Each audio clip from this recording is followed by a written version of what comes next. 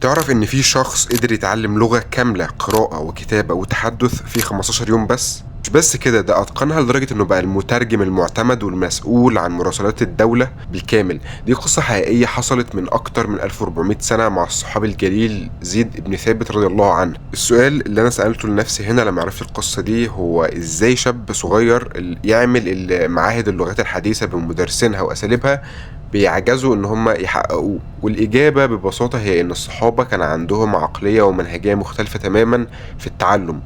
النهارده هنفك شفره المنهج ده ونحوله لخطه عمليه تقدر تطبقها من النهارده علشان تتقن اي لغه في وقت قياسي. تعال نرجع بالزمن لورا. النبي صلى الله عليه وسلم قال لزيد بن ثابت: يا زيد، تعلم لي كتاب يهود فإني والله ما آمن يهود على كتابي.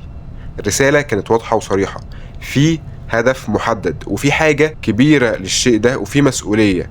زيد بن ثابت ما عادش يفكر، ما قالش اصل القواعد صعبة ولا اصل ما عنديش وقت او دي لغة جديدة تماما ما اعرفش عنها حاجة. دخل في اللعبة على طول، وخلال اسبوعين تقريبا كان بيقرأ رسائلهم للنبي صلى الله عليه وسلم ويكتب له الرد عليها بمنتهى الدقة والإتقان.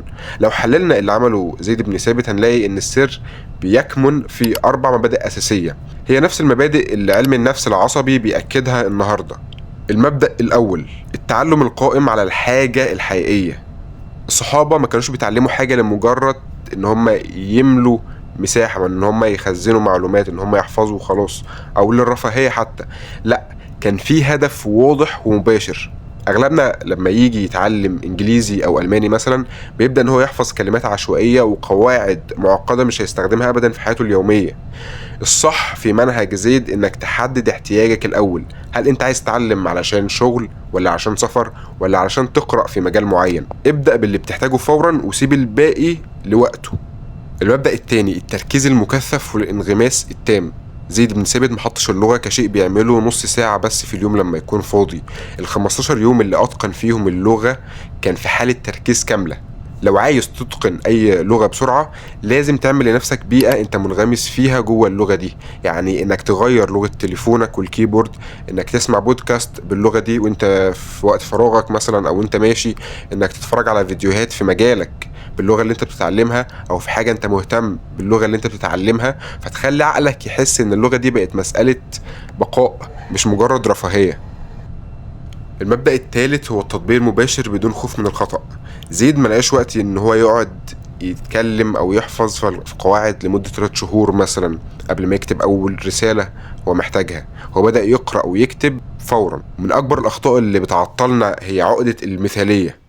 احنا عايزين نتكلم بنطق مثالي بدون اي اكسنت بقواعد مظبوطة 100% من اول يوم.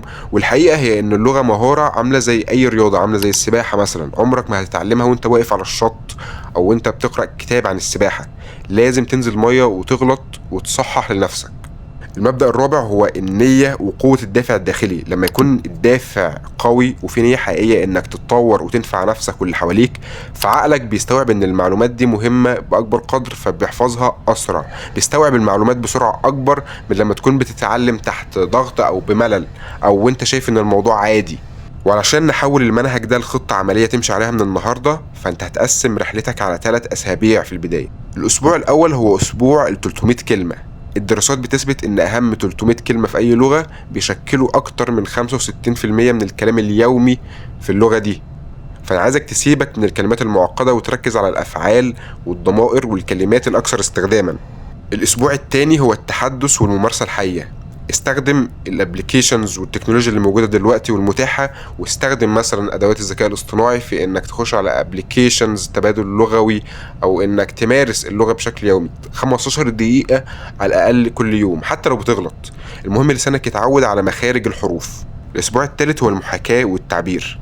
ابدأ اكتب مذكراتك اليومية باللغة الجديدة أو اشرح لنفسك فكرة معقدة باللغة دي.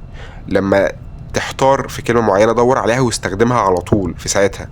الطريقة دي بتخلي الكلمة تثبت في ذاكرتك لمدى الحياة.